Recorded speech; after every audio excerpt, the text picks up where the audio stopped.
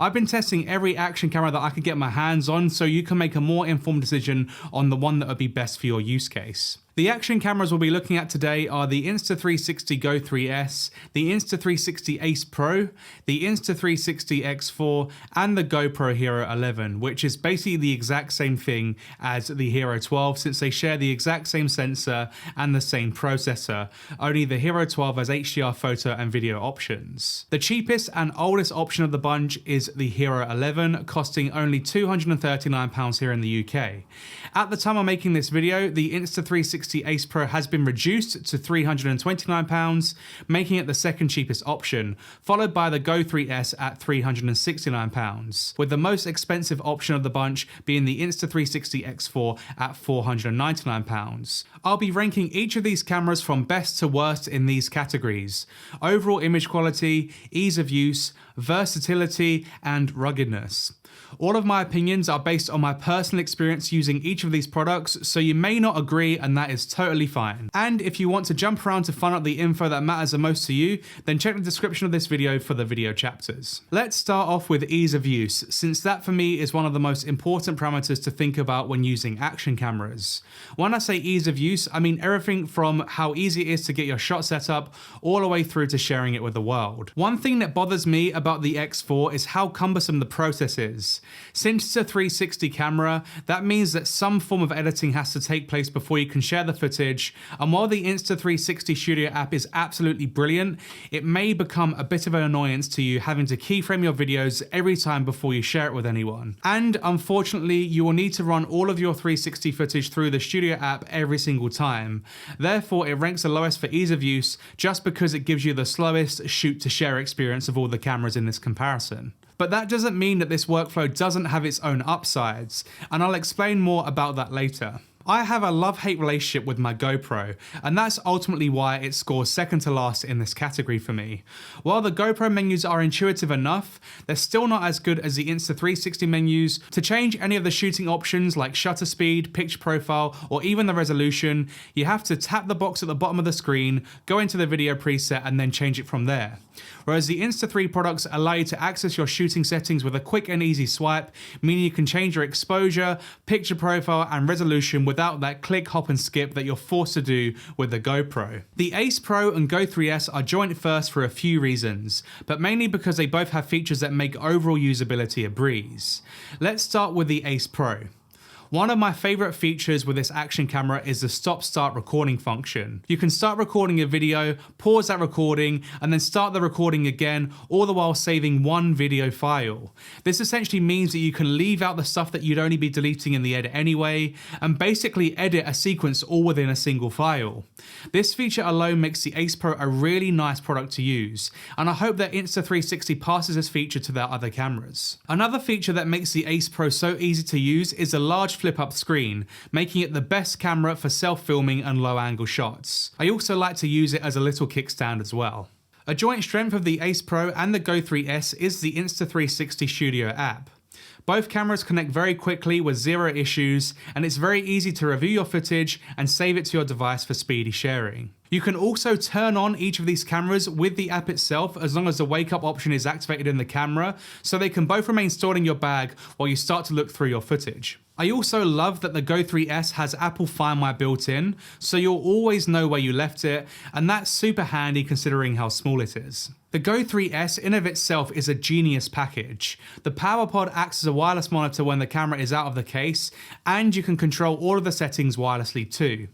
The camera capsule itself is magnetic, meaning you can stick it to practically anything with a metal surface. It's super easy to use straight out of the box, and although it's in the middle price-wise, I think all of these features definitely make it worth considering. And this moves us nicely along to the image quality category. This is all down to personal preference, so please feel free to comment below on how you rank the footage based on these examples. One thing that I realized immediately when editing these shots in comparison is how much better the color science of the GoPro is compared to the Insta360 products.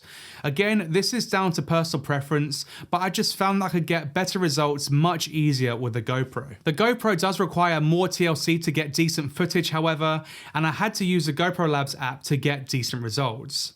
If you're unaware of what GoPro Labs is, it essentially allows you to hack into the firmware of your GoPro to change certain parameters, such as changing the minimum shutter angle to ensure no blurring in your footage, and you can also increase the bitrate for better quality footage. There's also an option to make the flat profile even more flat, but I haven't activated that setting as I find the factory setting to be more than adequate. The only settings I've changed within the GoPro Labs firmware is BITR 200, increasing the bitrate to 200 megabits a second, and EXPT3, which limits the maximum shutter angle to 45 degrees. I actually found that the GoPro's flat pitch profile gave more leverage than the Insta360's flat pitch profile, meaning I could push and pull the footage a bit better. I decided to set all of the cameras to their low distortion modes, so for the GoPro that was linear, and for the Insta360 cameras it was D-Warp. The Insta360 cameras are wider than the GoPro, so if you wanted low distortion while maintaining the widest field of view, then the Insta360 products will be best for you. I would also recommend to shoot with all of these cameras with their sharpness set to low, especially the Insta360 cameras.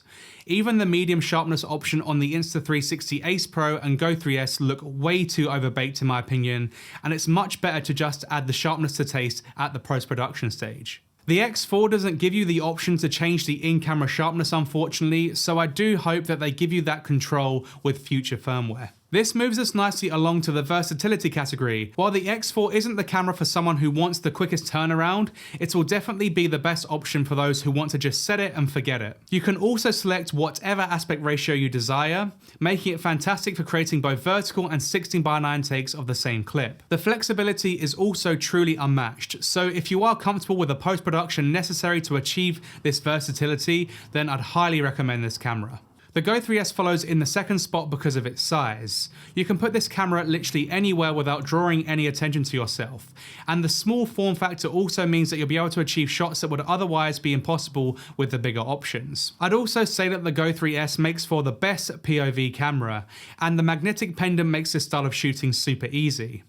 While you could use the GoPro and the Ace Pro for POV cameras, it's just a lot more cumbersome to set up and will naturally attract a lot more attention. There's a mode on the Go 3S and the Ace Pro called Freeform, and that gives you a 4:3 aspect ratio, essentially giving you an open gate-like experience. When shooting in the Freeform mode, you will have to add your stabilization after the fact within the app, and from there you can also choose whether you want to crop for vertical or 16:9 delivery. Although if you plan on using the POV footage primarily for social reels, I just stick the Go 3S vertically on the pendant. The GoPro Hero 11 also has an open gate mode where you can shoot in an 8:7 aspect ratio, and you don't need to worry about stabilizing that in post since it already does that in camera for you. The Ace Pro is a more versatile camera than the GoPro however, thanks to the flip up screen and the 8K shooting mode, making it better for cropping in post. It will definitely be a better option for vlogging, and it's a much more enjoyable camera to use compared to the GoPro.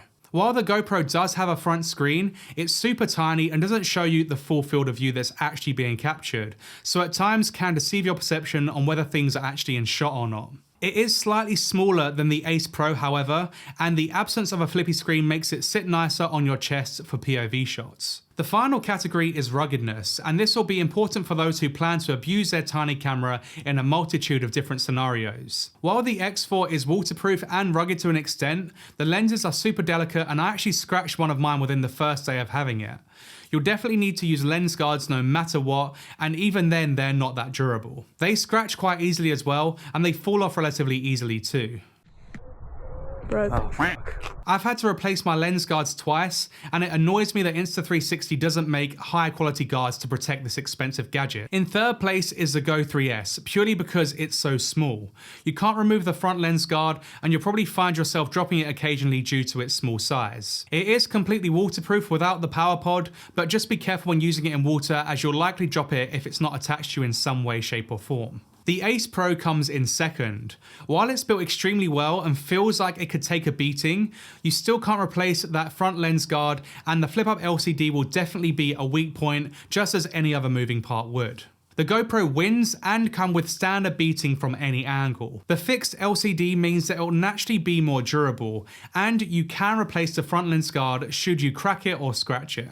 GoPro are the granddads of the action camera world and have spent years optimizing that classic action camera form factor, so it's no surprise that they do durability the best. If I drop my GoPro, I'm genuinely not worried about it, but if I drop the Ace Pro, I'm immediately worried that either the LCD mechanism could be damaged or even that front lens guard. So for every conceivable use case, these are the cameras that I'd choose. For POV shots, I'd get the Go 3S. For balls to the wall action, I'd pick up the GoPro Hero 11. For vlogging and some light action including water activities, I'd choose the Ace Pro. And if I had no idea what I wanted to shoot, but I just knew that I wanted to capture as much as I possibly could while being fully in the moment, I'd get the X4.